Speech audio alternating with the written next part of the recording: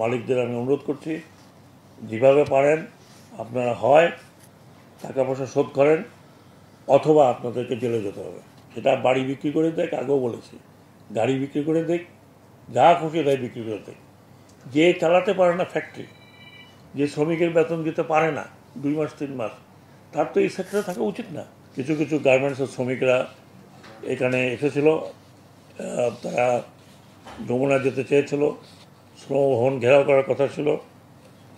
এখন মুশকিলটা হলো যে আমি তো ফ্যাক্টরি চালাই না, ফ্যাক্টরি যারা চালান বা ফ্যাক্টরির সাথে যুক্ত হচ্ছেন শিল্প এবং বাণিজ্য, কিন্তু ঘটনাটা আমার ঘাড়ে এসে চাপছে, শ্রম মন্ত্রণালয়ের ঘাড়ে।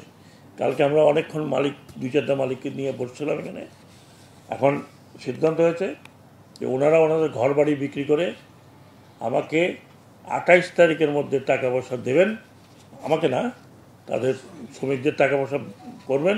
আর যদি না করেন, তাদের জন্য আমার হুলিয়া জারি হয়েছে, মানে ওয়ারেন্ট জারি আছে, they will be arrested. Warrant জারি না যাদের প্রায় সবার নামই হয়েছে, যারা যারা এই এখন এই ব্যবস্থার মধ্যে আছেন, ওয়ারেন্ট যাদের নামে জারি হয়েছে তারা বিদেশে থাকলেও আমি অলরেডি পাঠিয়ে দিয়েছি ওয়ারেন্ট সহ, যে তার বিরুদ্ধে রেড অ্যালার্ট জারি করতে। শ্রমিকের পয়সা দিতে হবে, সেটা বাড়ি বিক্রি করে দেখ, আগেও বলেছি, গাড়ি বিক্রি করে দেখ, যা খুশি তাই বিক্রি করে দেখ। যে চালাতে পারে না ফ্যাক্টরি, যে শ্রমিকের বেতন দিতে পারে না 2 মাস 3 মাস, তার তো এই সেক্টরে থাকা উচিত না। এখানে অনেক ভালো ভালো লোক আছেন, না হলে আমাদের গার্মেন্ট ইন্ডাস্ট্রি আরও বাড়ছে তাদের রপ্তানি। তাই যদি হয় তাহলে এই কিছু কিছু লোক ফ্যাশন করার জন্য বা সময় নষ্ট করার জন্য অথবা নাম লেখাবার জন্য আসেন।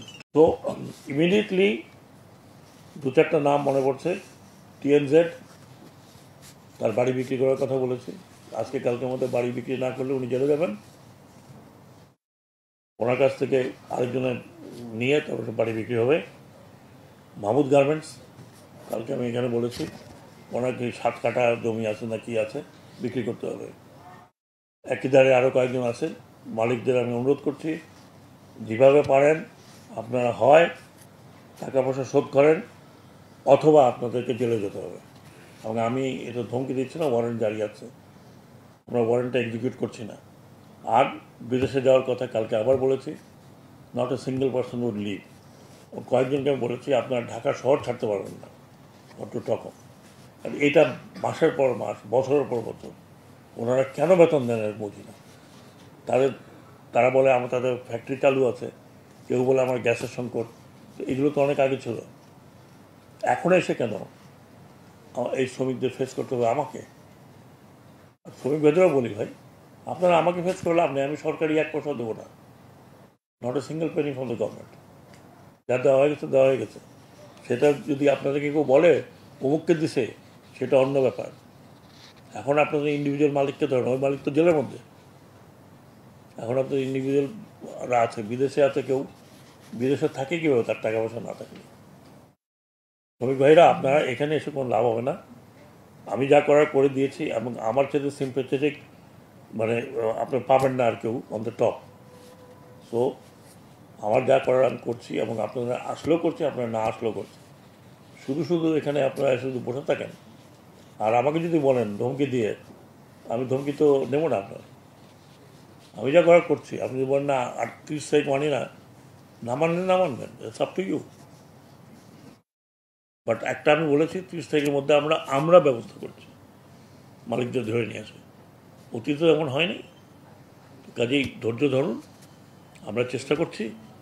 আমরা যদি বিফল হই তখন আপনাদের বলবো যে এখন মালিককে ধরেন। মালিকরা এখানে এসে ফুর্তি করে যাচ্ছে, তাতে কি কিছু বলেন না। অনুরোধ রইল যে ধৈর্য ধরুন। আমি কালকে এখানে সন্ধ্যা 7টা পর্যন্ত বসে আপনাদের বিষয়ে আলাপ করেছি। ইনশাল্লাহ আমরা চেষ্টা করব যাতে অন্তত আপনারা ঈদের আগে আপনাদের হাতে টাকা পয়সা আসে, পুরো না আসলেও কিছু যাতে আসে।